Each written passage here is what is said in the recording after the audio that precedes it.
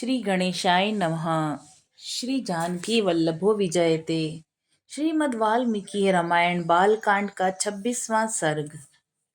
श्री राम जी के द्वारा ताड़का का वध। मुनि के उत्साह भरे वचन सुनकर दृढ़ता पूर्वक उत्तम व्रत का पालन करने वाले राजकुमार श्री राम ने हाथ जोड़कर उत्तर दिया। भगवान, अयोध्या में मेरे पिता महामना महाराज दशरथ ने अन्य गुरुजनों के बीच मुझे ये उपदेश दिया था कि बेटा, तुम पिता के कहने से पिता के वचनों का गौरव रखने के लिए कुशिक नंदन विश्वामित्र की आज्ञा का निशंक होकर पालन करना, कभी भी उनकी बात की अवहेलना न करना। अतः मैं पिताजी के उस उपदेश को सुनकर आप ब्रह्मवादी महात्मा की आज्ञा से ताड़का संबंधी कार्य को उत्तम मानकर करूंगा, इसमें संदेह नहीं है। गऊ, ब्राह्मण और समूचे देश का हित करने के लिए मैं आप जैसे अनुपम प्रभावशाली महात्मा के आदेश का पालन करने को सब प्रकार से तैयार हूँ। ऐसा कहकर शत्रु दमन श्री राम ने धनुष के मध्य भाग में मुट्ठी बांधकर उसे जोर से पकड़ा और उसकी प्रत्यंचा पर तीव्र टंकार दी, जिसकी आवाज से संपूर्ण दिशाएं गूंज उठी। उस शब्द से ताड़का वन में रहने वाले समस्त प्राणी बर्रा उठे। ताड़का भी उस टंकार के घोष से पहले तो किम कर्तव्य मूढ़ हो उठी, लेकिन फिर कुछ सोचकर अत्यंत क्रोध में भर गई। उस शब्द को सुनकर अभय राक्षसी क्रोध से अचेत सी हो गई। उसे सुनते ही वह जहां से आवाज आई थी उसी दिशा की ओर रोषपूर्वक दौड़ पड़ी। उसके शरीर की ऊंचाई बहुत अधिक थी, उसकी मुखाकृति विकृत दिखाई देती थी और क्रोध में भरी हुई उस विकराल राक्षसी की ओर दृष्टिपात करके श्री राम ने लक्ष्मण से कहा, लक्ष्मण, देखो तो सही इस यक्षिणी का शरीर कैसा दारुण और भयंकर है। इसके दर्शन मात्र से भीरु पुरुषों के हृदय विदीर्ण हो सकते हैं। माया बल से संपन्न होने के कारण यह अत्यंत दुर्जय हो रही है। देखो, मैं अभी इसके कान और नाक काटकर इसे पीछे लौटने को विवश किए देता हूँ। यह अपने स्त्री स्वभाव के कारण रक्षित है, अतः मुझे इसे मारने में उत्साह नहीं है।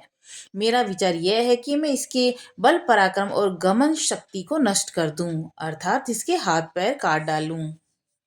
श्री राम इस प्रकार कह ही रहे थे कि क्रोध से अचेत हुई ताड़का वहां आ पहुंची और एक बांह उठाकर गर्जना करती हुई उनकी ओर झपटी। यह देखकर ब्रह्म ऋषि विश्वामित्र ने अपने हुंकार के द्वारा उसे डांट कर कहा, रघुकुल के इन दोनों राजकुमारों का कल्याण हो, इनकी विजय हो। तब ताड़का ने उन दोनों रघुवंशी वीरों पर भयंकर धूल उड़ाना आरंभ किया। वहां धूल का विशाल बादल सा छा गया। उसके द्वारा उसने श्री राम और लक्ष्मण को 2 घड़ी तक मोह में डाल दिया। तत्पश्चात माया का आश्चर्य लेकर वह उन दोनों भाइयों पर पत्थरों की बड़ी भारी वर्षा करने लगी। यह देखकर श्री रघुनाथ जी उन पर कुपित हो उठे। रघुवीर ने अपनी वाण वर्षा के द्वारा उनकी बड़ी भारी शिलावृष्टि को रोककर अपनी ओर आती हुई उस निशाचरी के दोनों हाथ तीखे सहायकों से काट डाले। दोनों भुजाएं कट जाने से थकी हुई ताड़का उनके निकट खड़ी होकर जोर जोर से गर्जना करने लगी। यह देखकर सुमित्रा कुमार लक्ष्मण क्रोध में से भरकर उसके नाक और कान काट लिए, परंतु वह तो इच्छा अनुसार रूप धारण करने वाली यक्षिणी थी, अतः अनेक प्रकार के रूप बनाकर अपनी माया से श्री राम और लक्ष्मण को मोह में डालती हुई अदृश्य हो गई। अब वह पत्थरों की भयंकर वर्षा करती हुई आकाश में विचरने लगी।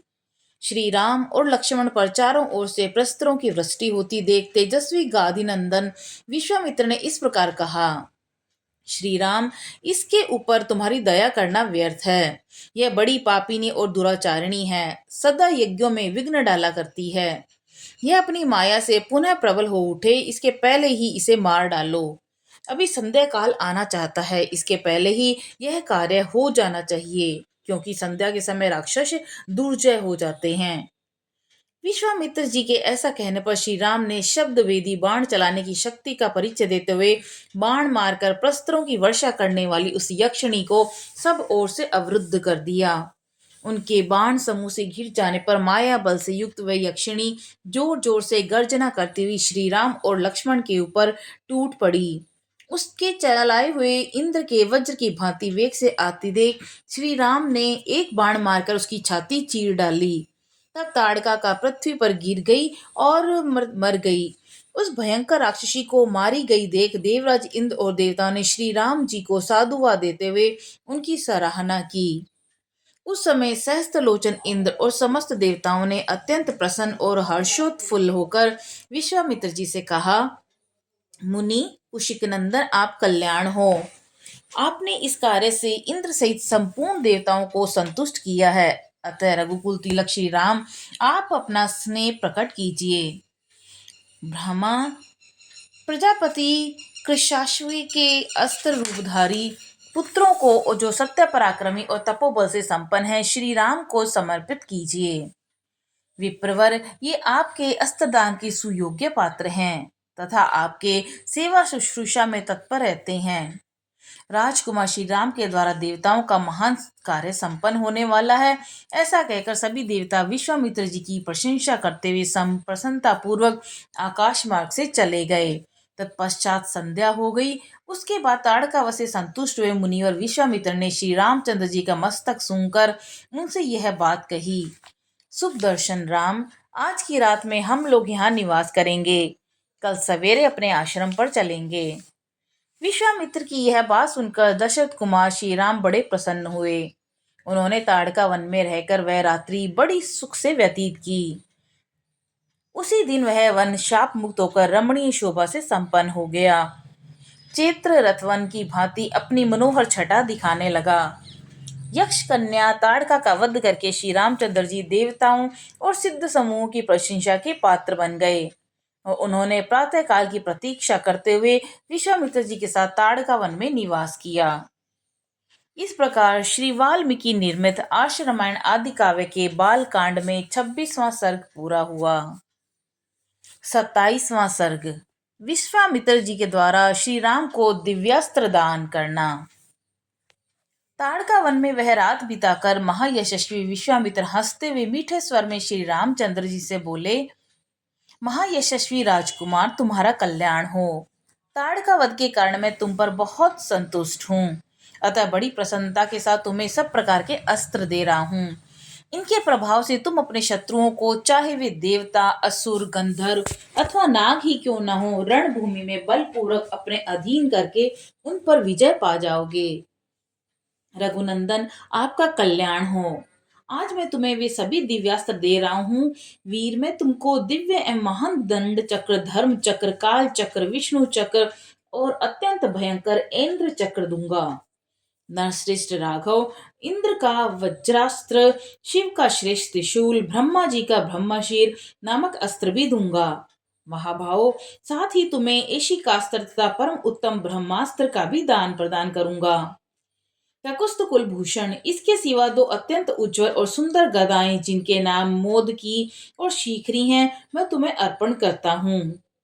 पुरुष सिंह राजकुमार राम, धर्मपाश, कालपाश, वरुण पाश भी उत्तम बड़े ही अस्त्र हैं, इन्हें भी आज तुम्हें अर्पित करता हूँ। रघुनंदन, सूखी और गीली दो प्रकार की अश्नि तथा पिनाक एवं नारायण शास्त्र भी तुम्हें दे रहा हूँ। अग्नि का प्रिय आग्नेय अस्त्र, जो शिखरास्त्र के नामों से भी प्रसिद्ध है, तुम्हें अर्पण करता हूँ। अनग, अस्त्रों में प्रधान जो व्याव्यास्त्र है, वह भी तुमको दे रहा हूँ। ककुस्त भूषण राघव, हवशिरा नामक अस्त्र, क्रोंज अस्त्र तथा दो शक्तियां भी तुमको देता हूँ। कंकाल, घोर मूसल, कपाल, किंकणी आदि सब अस्त्र जो राक्षसों के वध में उपयोगी होते हैं, मैं तुम्हें दे रहा हूँ। महाभाव राजकुमार, नंदन नाम से प्रसिद्ध विद्याधरों का महान अस्त्र तथा उत्तम खड्ग भी तुम्हें अर्पित करता हूँ।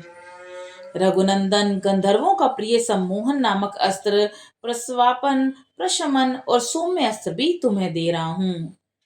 महायशस्वी पुरुष सिंह राजकुमार, वर्षण, शोषण, संतापन, विलापम और कामदेव का प्रिय दुर्जय अस्त्र, मादन और गंधर्वों का प्रिय मानव शास्त्र तथा पिशाचों का प्रिय मोहनास्त्र भी तुम ग्रहण करो। नरश्रेष्ठ राजपुत्र महाभाव राम, तामस, महाबली, सोमन, संवर्त, दुर्जय, मोसल, सत्य, मायामय उत्तम अस्त्र तुमको अर्पण करता हूँ। सूर्य देवता का तेज प्रभ नामक अस्त्र, जो शत्रु के तेज का नाश करने वाला है, तुम्हें अर्पित करता हूँ। सोम देवता का शिशिर नामक अस्त्र और त्वष्टा विश्वकर्मा का अत्यंत दारुण अस्त्र, भग देवता का भी भयंकर अस्त्र और मनु का शीतेशु नामक अस्त्र भी तुमको देता हूँ। महाभाऊ राजकुमार श्री राम, ये सभी अस्त्र इच्छानुसार रूप धारण करने वाले हैं, महान बल से संपन्न तथा परम उदार हैं। तुम्हें शीघ्र ही इन्हें ग्रहण करो।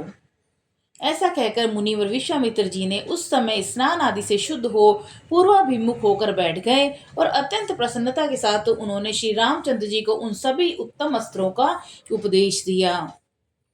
जिन अस्त्रों का पूर्ण रूप से संग्रह करना देवताओं के लिए भी दुर्लभ है, उन सबको विप्रवर विश्वामित्र जी ने श्री रामचंद्र जी को समर्पित कर दिया।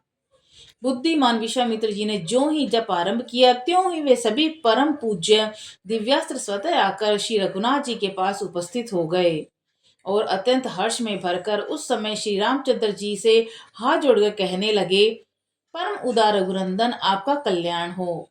हम सब आपके किम हम सब आपके किंकर हैं।